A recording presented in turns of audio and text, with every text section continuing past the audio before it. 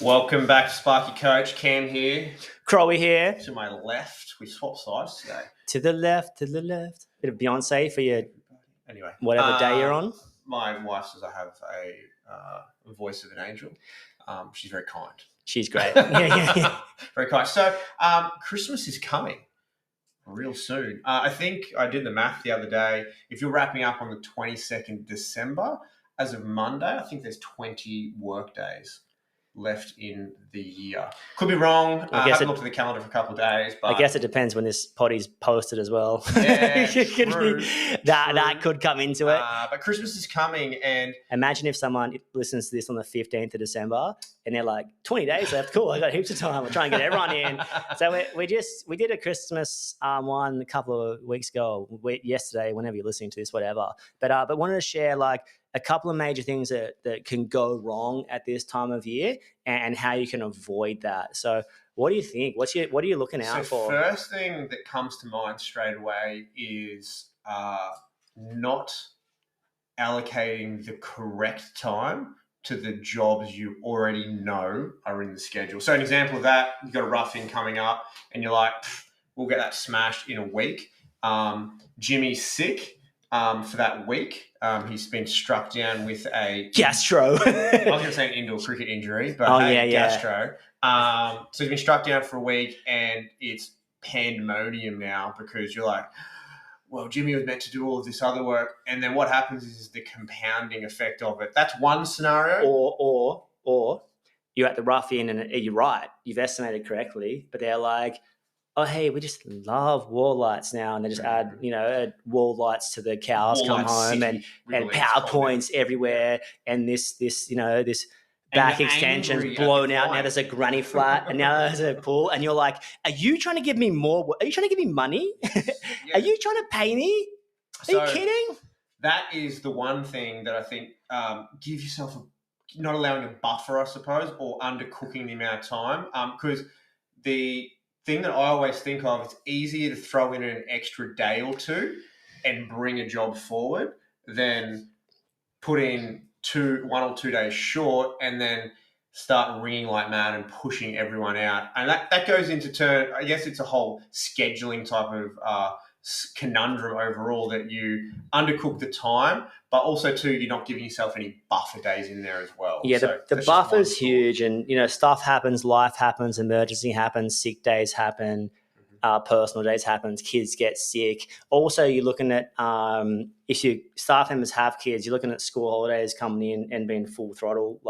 So a lot more energy and on the home front as well. So yeah, definitely the estimation of that. That's one thing. Yeah, from Cam. I think a couple of things people get caught out with is money in the bank.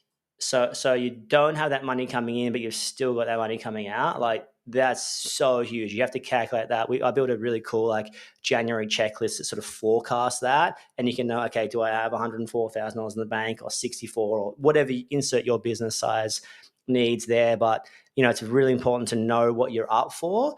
Also, the big thing that people get caught with is just not having a start date. So, we'll just have off when we have off. But you've got to really nail the start date, and you've got to come back into work. You have to have that 50 to 75% booked out. Hey, I want to go here on this because this is going to be big. And I know people have different theories and opinions. Staff heading into negative leave. What do you think? So it's a area that is tricky because there's a couple of points to this. One point is that how have you calculated your overheads associated with your business? They're calculated against billable hours. So if you just willy-nilly just be like, hey man, just have some time without us, have some leave without pay, it's all sweet, no worries at all, I'm pretty chill with it all. What you're actually doing is you're increasing now your overhead cost because you're decreasing your billable hours. So that's one way to look at it. So just to break that down slowly, if you're listening, your cost operations is usually around, $30 to $40 per person per hour. So that's on an 8-hour day. But if you've got a 6-hour day, it puts additional pressure on that 30 or 40. So let's say 40 divided by 8 is 320. 320 divided by 6 is about 52, 53, whatever. So it goes from, $40 cost of ops goes to 52. So your hourly rate actually gets significantly less profitable because there's not enough people picking up the cost operations. So just picture 6 people picking up a piece of steel that's heavy versus 8 people. It's much heavier for the 6 people. So your billable hours across 6, so your cost operations across 6 is too heavy. Sometimes it puts you out of profit as well. Sometimes it puts you to a boat that what was profitable now becomes not profitable. So it can be absolutely huge. So, yes, I guess so. So be careful with leave without pay. There's consideration in that front, how it can affect your business. The next step on that is that, generally speaking, when someone, if someone is going to resign or leave the business, it's 2 weeks notice. So there's 2 weeks notice involved in that. So you can legally, as per Fair Work, you can come to an agreement with them to sign up a documentation, just draft up there's actually a template on Fair Work that you can fill out with them, and it just comes to an agreement that you're going into negative leave, and that they're aware of that you will be paid for that. But the thing you need to identify with that is that if the person were to leave and still be in negative, that part of that agreement is that cost of the money there associated with it is then paid back, like it doesn't get paid out as such. So say they'll get it paid 2 weeks. They're stealing from themselves. Yeah, that gets deducted from that. So, which is actually it's an interesting one. It's actually a bit of a complex one because if someone leaves abruptly, let's say if you give someone an extra 2 weeks, that's going to take them 6 months to earn back. Correct. So it's like you're not Nostradamus. You can't predict 6 months in advance with what that person's going to do, where they're going to live, who they're going to fall in love with, what pet they're going to buy, and what caravan they're going to drive around Australia. Like you don't really know that far in advance, and people change according to life issues, health issues, partner issues, or good things or whatever, or kids' sport, going different places, like all that kind of stuff. You don't know. What I'm trying to say is you don't know.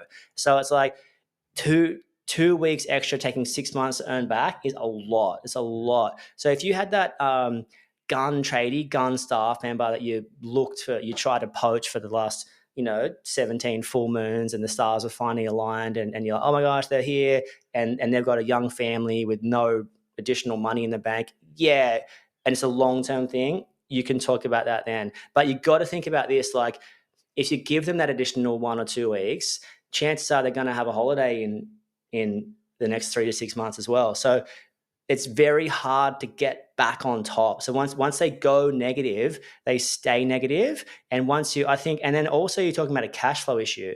So it's like also your hard-earned cash is just gone into the abyss, the trust fund of someone else. And that's a risk. That's a huge risk. It's a liability. And here's the other thing as well. Do for one, do for all. So what do staff members do best? They have 3 to 6 beers and talk to each other. How much do you get paid? Like how tall are you? 6'1" or 6'2"? Like they love to talk to each other about that kind of stuff. So if that comes out and you've said no to someone and yes to someone else, that's preferential treatment. And any kind of inconsistencies with policies can cause a huge friction, disconnect with staff members, frustration, anger, aggression, sadness, all that kind of stuff. So if you I think it's going to come down to, there's no black and white rule here. I think what you feel comfortable with. Yeah. The main thing I want to highlight here is that if you are going to go down, if you are going to do it, and I personally don't think there's anything wrong with doing it because it depends on your business. And that's just my opinion on it, that you don't go over the 2 week threshold, because then you can never lose out. But then just have a clear communication with them, because people have mortgages, people have bills to pay and all that sort of stuff. So have that conversation. Another way that you may do it is if you consistently always shut down at Christmas time for a period of time, maybe have a look at building in part of that time into your cost of operations, so that if you do have new people on board each year, because you can start to predict a bit of a cycle that occurs. You might be throwing on a couple of apprentices each year, you lose a tradie each year and another one comes on. So you can probably start to predict a bit of a crystal ball of what's occurring, so you may be able to adjust it accordingly. The other thing that you can certainly look at in that sense is just being really honest and having the discussion with people. And if you do have RDOs in your business, have a look at placing some RDOs at the Christmas time, because it's double-edged benefit, right? So people who don't have leave don't have to, or minimal leave, don't soak up a heap of leave. And then your long-term staff members also don't have to use their leave as much at that time of year, so they can utilize it in a period of time when they'd like to do it.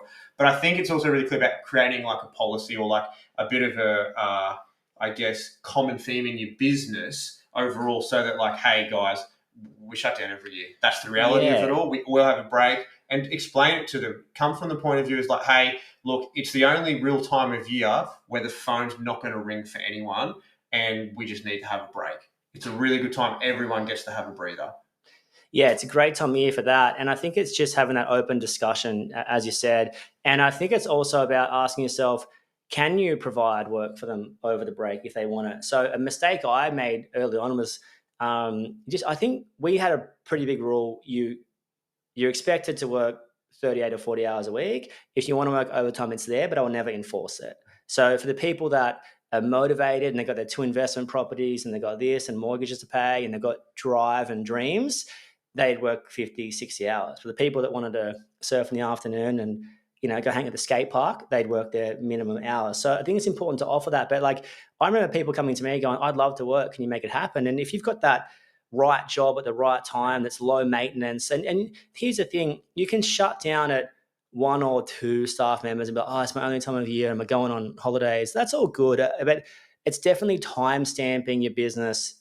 It's something you can do when you're small. As you get bigger, so as you've got 1 or 2 staff members, you've got X amount of clients. And as you've got 10 staff members, you've got Y amount of clients, a lot more clients with more staff. So chances are the clients you accumulate over the years will be that Daft Punk theory: stronger, better, faster, stronger. Faster, better, stronger, harder. Harder, better, faster, stronger.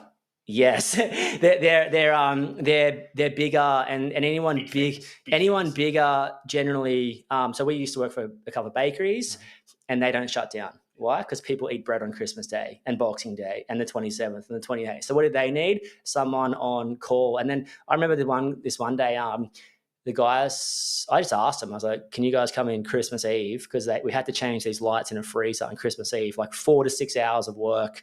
And I don't want to do it. And that's the thing, if you're by yourself, you're cooked. Like, you're going in on Christmas Eve, because that's the one time of year that we could actually get in there and do that. Or not one time a year, but that's when they wanted that one done. It needed to get done. It was actually quite a hazard to people. So they opened that up for us.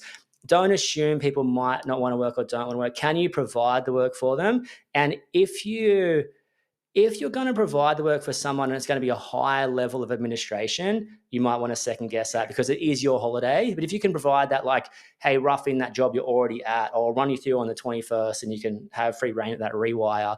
And if that job's if you had your clean plan for the 8th straight through and someone working through was going to compromise everyone's work because they were getting through it too quickly, you might want to check that out. So sometimes leave with that pay can be the smartest call, but you've got to check with your staff members. Hey, this is what I'm thinking. Is this okay? Do you have cash reserves? Just have the open, honest conversation. So yeah, it's a big tip there. Check out annual leave. And before you go throwing, we're back on the 15th. That's all good. But has everyone got the appropriate leave for that situation?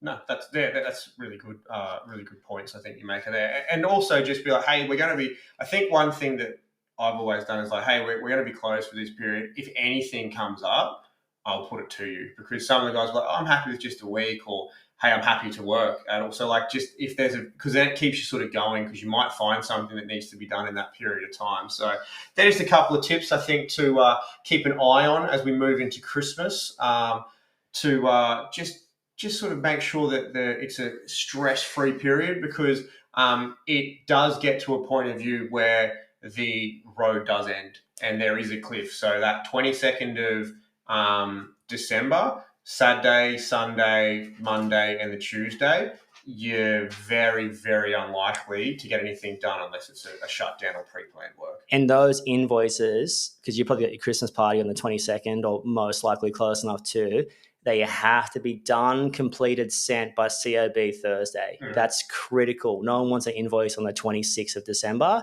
And what you need, cash flow. Cash is king. Cash flow is queen. and someone else is the prince. Invoicing weekly is the prince. Invoicing Thursday afternoon is the prince. So enjoy yourself the Christmas break. Look after yourself and apply some of that wisdom to your life. We'll see you soon.